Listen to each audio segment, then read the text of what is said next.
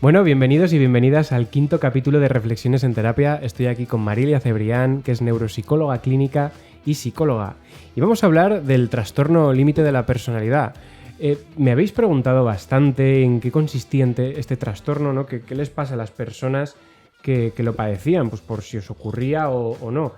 Y sobre todo, pues eso, ¿qué es exactamente este tipo de trastorno de la personalidad? ¿Qué tal, Marilia? Bueno, pues muchas gracias primero de todo por invitarme a estar aquí y sobre todo estoy muy agradecida porque vamos a tratar un tema bastante interesante y que creo que aún a día de hoy mucha gente no conoce del todo. Creo que todavía no se tiene la conciencia bien de lo que puede ser un trastorno límite de la personalidad. Entonces hoy pues vamos un poco como a desgranar y a hablar un poquito más en profundidad de este trastorno. Vamos a meternos ya en el tema. ¿En qué dirías que consiste o qué es este trastorno? Bueno, dejando a un lado como toda la terminología de los manuales y pues toda la parte técnica, se podría decir que la persona que lo padece presenta un patrón de inestabilidad en muchas áreas de su vida. En concreto, podríamos decir que tiene inestabilidad en cuanto a su propia imagen, también en sus relaciones personales. Vale. Hay bastantes problemas y en cuanto a las emociones. Y toda esa inestabilidad se va a juntar a una marcada impulsividad que es muy alta. Sí. O sea que eso sería básicamente la base, el punto base donde partimos. Vale.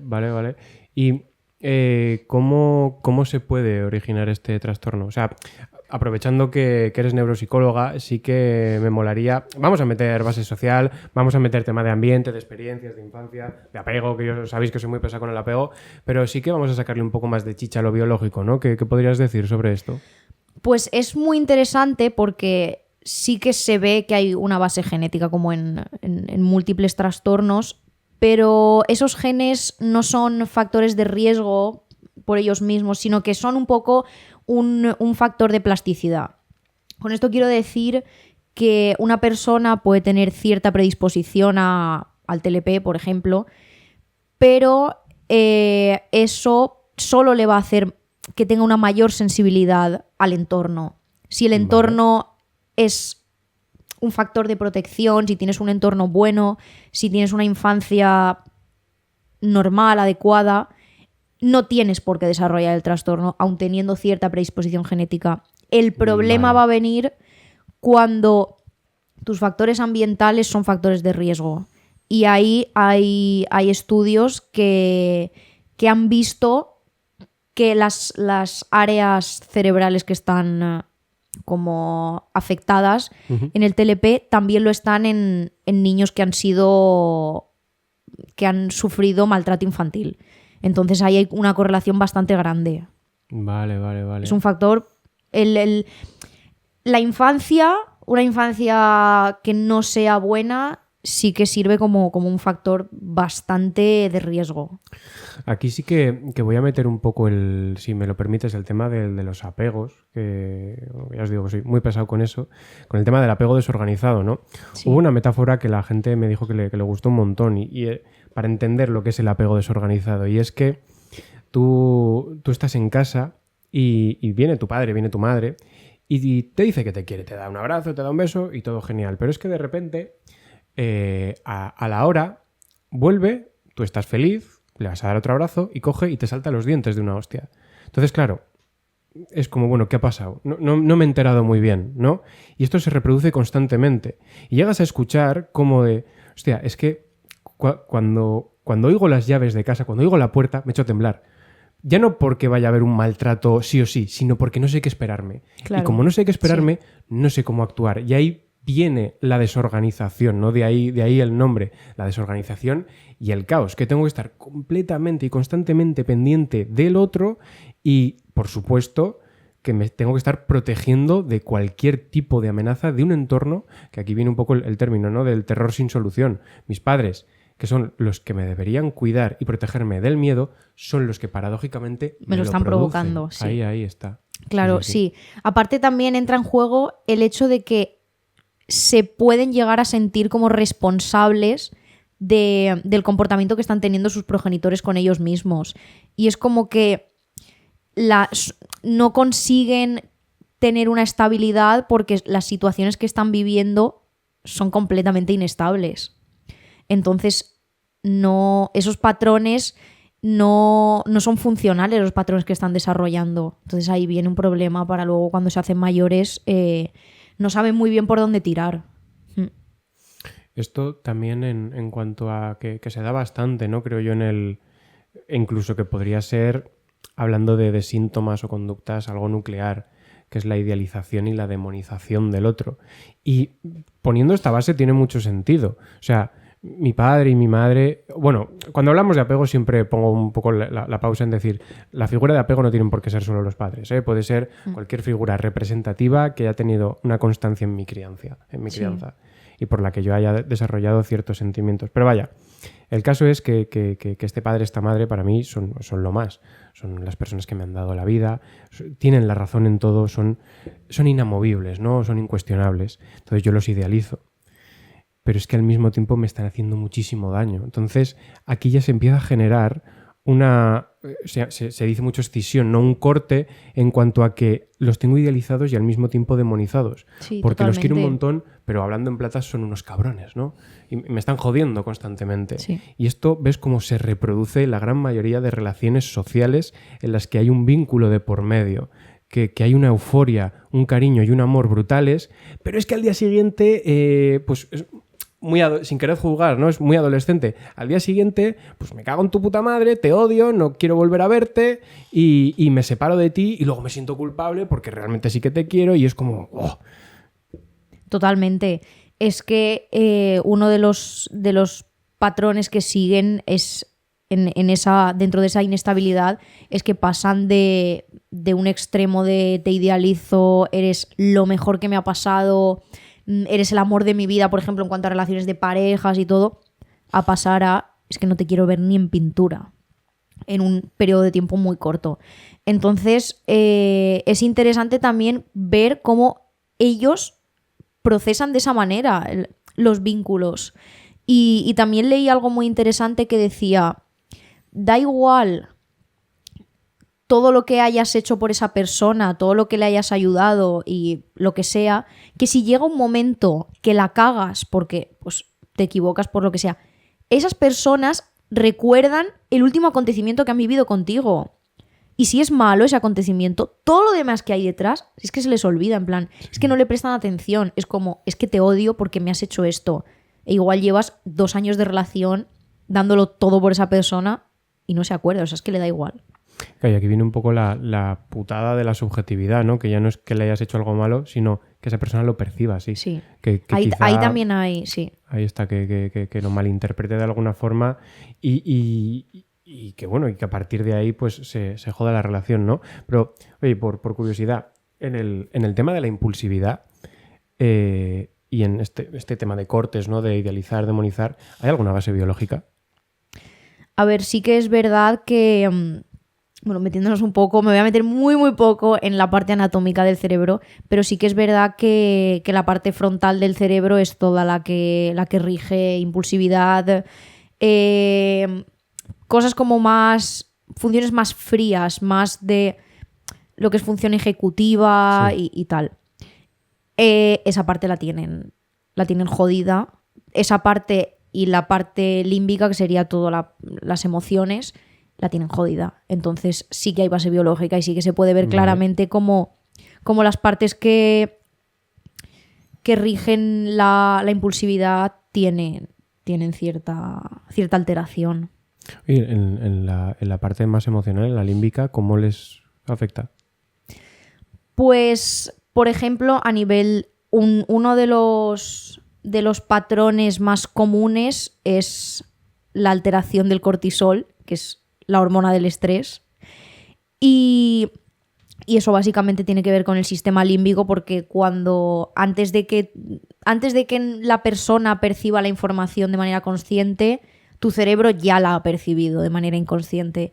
Y esa parte tiene que ver con el sistema límbico, que serían las zonas más profundas de del cerebro. Y una de las zonas que forma parte del sistema límbico es el hipotálamo.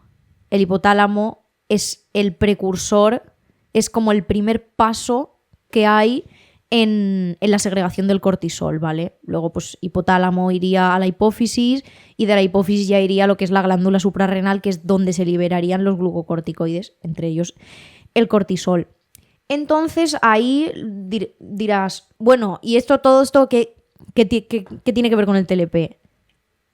Como hemos dicho antes, en el periodo de la infancia hay ciertos patrones totalmente desadaptativos y el niño sufre mucho estrés, en plan, es totalmente normal, estás viviendo una situación que no es cómoda, ¿no? Entonces los niveles de cortisol son muy elevados y eso lo que va a hacer es que se desregule completamente ese sistema y que en el futuro, ya cuando te vas haciendo mayor, tienes unos patrones y unos niveles súper, súper alterados. Entonces tu eje no funciona bien. Vale.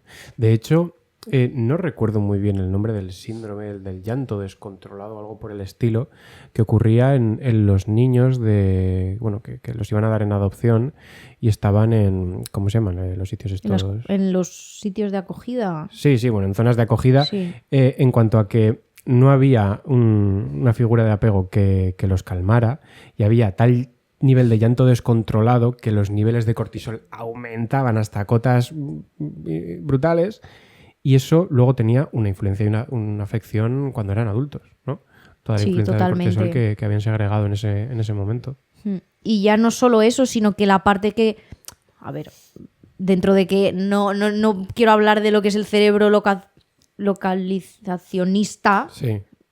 Pero, por ejemplo, como el centro de control de las emociones viene a ser la amígdala, que también forma parte del sistema límbico, y la amígdala crece, se hace más grande, que eso no es nada positivo. En plan, tener una amígdala muy grande no es nada positivo. Claro. Entonces también es como un recorrido y un bucle en el cual hay que poner algún remedio, porque si no va a ser imposible salir de ahí. Claro, y aquí la importancia de en el ser humano normal, ¿no?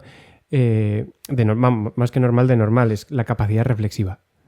Cuanto a... Claro, tú entiendes lo que me has dicho, ¿no? Hay una amígdala mucho más grande y la parte frontal, que es la que puede llegar a inhibir conductas, no funciona del todo bien.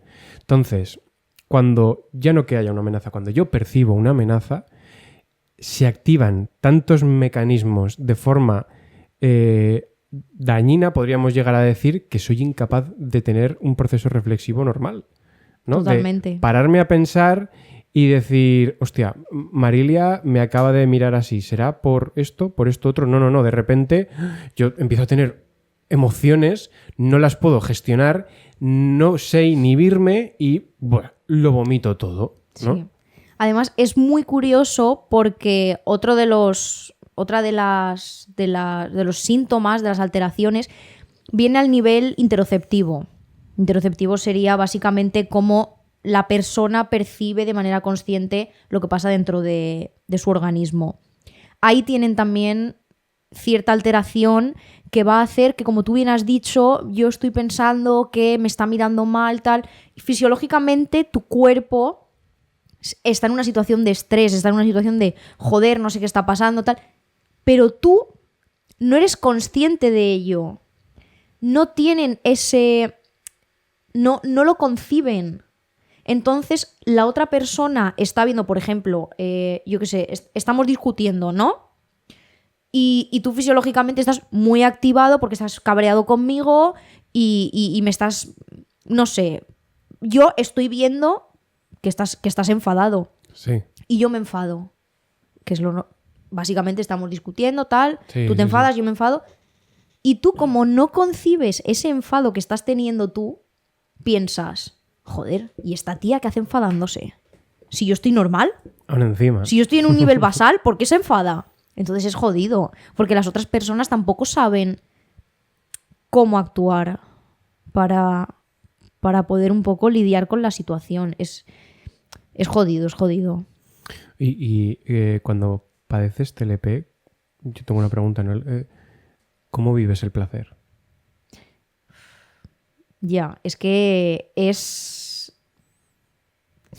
No sé qué contestarte ahí, no sé qué decir. Es que es... A ver, es amplia la pregunta, porque... Pero sí que es verdad, bueno, que lo hablábamos antes, ¿no? Cuando Sí. preparábamos el podcast, el tema de las conductas impulsivas que muchas veces se va al consumo de drogas. Sí, al- hay al una consumo de comorbilidad sexo. muy, muy grande entre TLP y adicción. Sí. Al final no deja de ser... también, aparte del apego, soy muy pesado con las adicciones, ¿no? Pero no deja de ser el consumo es el síntoma, pero realmente cuando yo consumo, o bien siento un despeje, una evitación de toda la mierda que siento. Lo estamos hablando, ¿no? Sí. Del caos muchas veces que hay alrededor, de caos emocional, desinhibición, las experiencias que yo he vivido en la infancia y que a mí me han hecho daño, sobre todo si ha habido maltrato e incluso, bueno, si ya nos vamos al abuso sexual, más todavía. Entonces el consumo hace que yo desconecte de todo eso y me siento mucho mejor. Y en Sí. cuanto al sexo, de alguna forma no deja de ser un chute de autoestima también, ¿no? De me siento valorado, me siento valorada porque alguien quiere estar conmigo, más allá de oxitocina, más allá de dopamina y de todos los neurotransmisores habidos y por haber. Sí, claro. Son personas que ese carácter impulsivo se lo llevan a muchas áreas de su vida en cuanto a pensar solo en el momento, solo en el presente y no pensar en el largo plazo. Como bien he dicho, son personas que suelen, no todos, pero suelen consumir drogas, son personas que a lo mejor viven su vida sexual de una manera con muchos encuentros esporádicos, con mucho... También es porque ellos buscan mucho la validación del otro.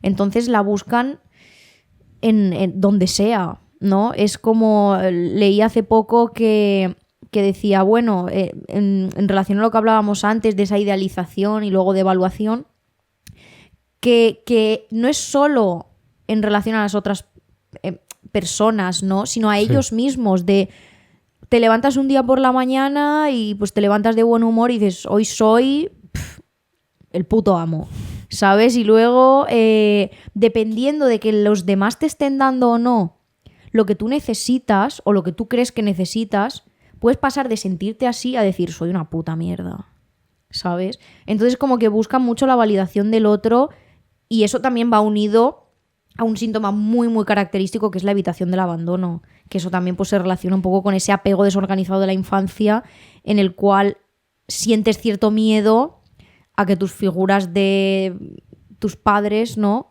puedan abandonarte. Okay, fíjate que al final es curioso, o sea, yo quiero la validación del otro y lo intento buscar de forma constante, pero cuando realmente hay un otro, tengo miedo y me piro.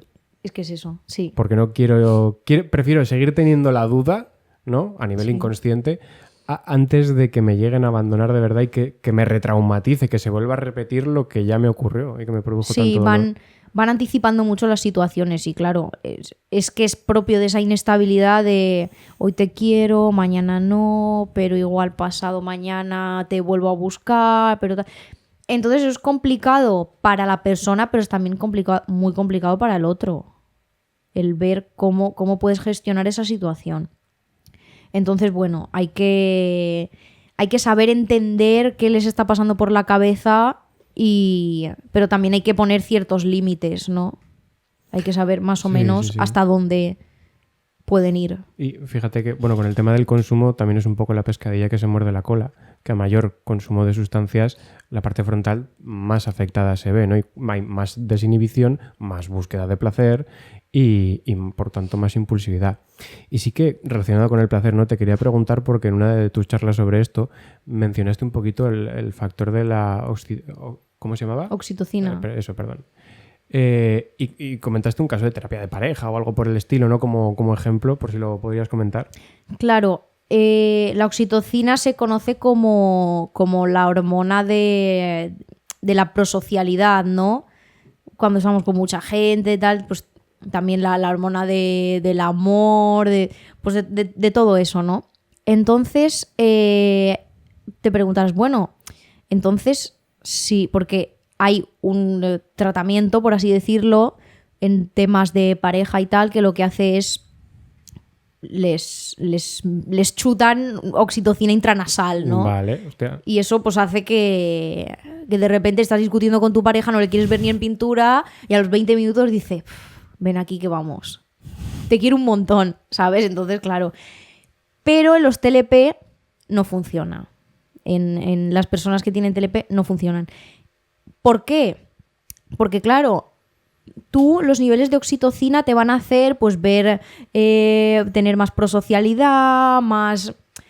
todo eso. Pero si tú partimos de una base en la cual estás en estado de alerta y ves las pistas sociales como peligrosas, no te fías de nadie, eres súper desconfiado, súper todo, por mucha oxitocina que tú te metas, claro, es que no va a mejorar.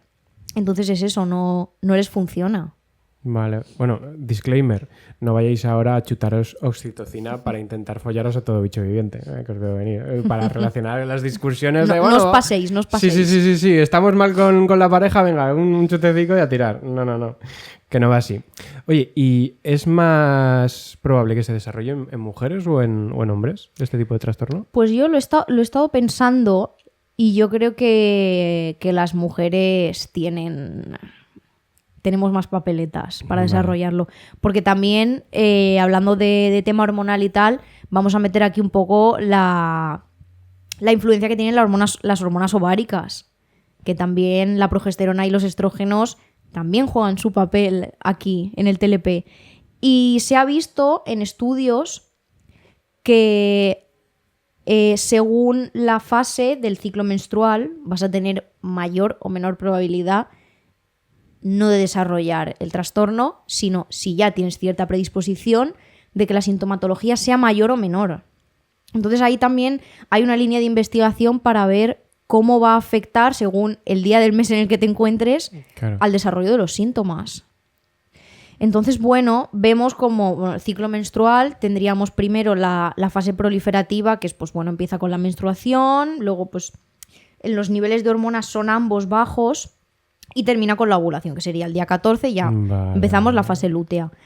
El pico de estrógenos se va a dar en la fase, en ese cambio, en esa ovulación, cuando desprendes el óvulo. Y luego, a mitad más o menos de la fase lútea, es cuando la progesterona tiene su pico. Bueno, pues se ha visto que en esa fase lútea, en esa parte desde la ovulación hasta que vuelves a menstruar, hay una mayor probabilidad de que haya una sintomatología más fuerte del TLP. Mientras que en la fase proliferativa la sintomatología es mucho menor. Más leve. Vale, sí. Vale. No, fíjate, no lo sabía. Qué curioso. Es interesante porque vemos cómo hay muchísimas cosas que te pueden afectar. Te pueden llegar a influir. Sí. Y por aportar algo más, ya más a nivel clínico, ¿no? Que vuelve un poco a todo el caos que estamos hablando, ¿no? Caos hormonal, caos en cuanto a neurotransmisores, emocional, de inhibición, de impulsividad. En clínica muchas veces se trabaja la identidad, ¿no? Sí. Bueno, antes has puesto un ejemplo con un plato, con un espagueti. Si puedes, sí, por favor. Sí. Yo, claro, tú me has comentado, ostras, es que es alteración hormonal, a nivel cerebral también, funcionalmente, incluso estructuralmente, tal.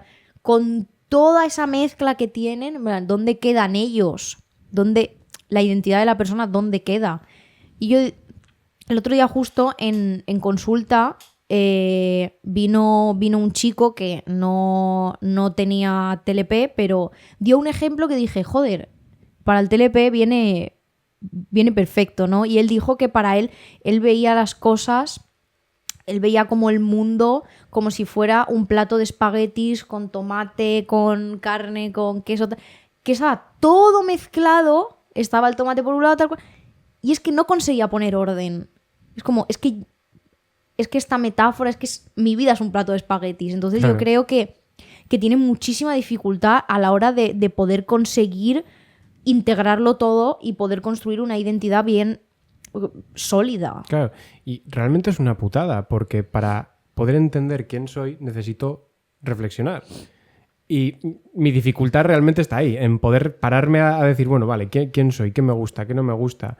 ¿Cuáles son mis características, mis cualidades, mis limitaciones?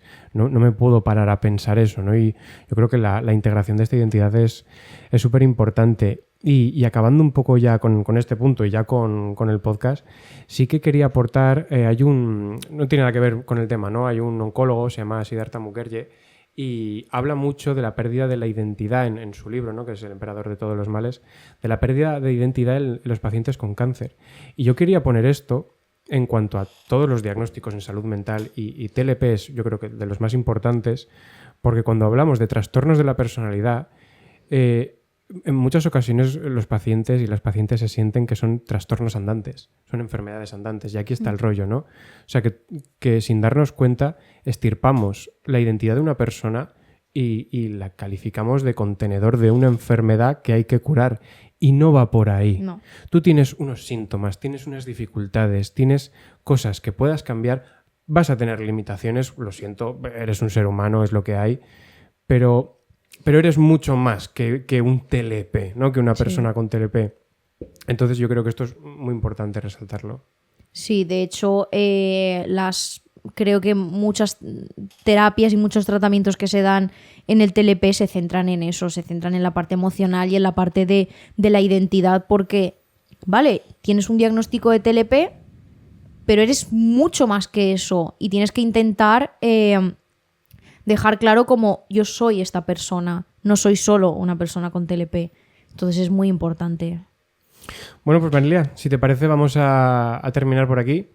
Nada, te agradezco mucho que hayas venido, que hayas compartido con nosotros esta información. Y nada, espero que os haya gustado el capítulo. No os voy a decir cuál es el siguiente episodio porque sinceramente no lo sé. Así que nada, no sé si quieres añadir algo más como despedida. Bueno, quería, por si queréis meteros un poco en este mundillo y que no sea muy clínico o muy como más teórico. Sí. Hay muchas películas, por ejemplo, que tratan del TLP. En concreto hay una que vi hace tiempo, la tengo que volver a ver, pero está muy guay porque no solo trata el TLP, sino trata muchos más trastornos, que es Inocencia Interrumpida, de los 2000, vale, básicamente. Y bueno, la protagonista tiene TLP, así que pues no es muy larga, la podéis ver cuando queráis. Así que nada, con esto ya echaremos terminamos. Un vistazo. Pues nada, lo dicho, gracias Marilia. Gracias a ti por invitarme. Espero que os haya gustado y nos vemos pronto. Un abrazo.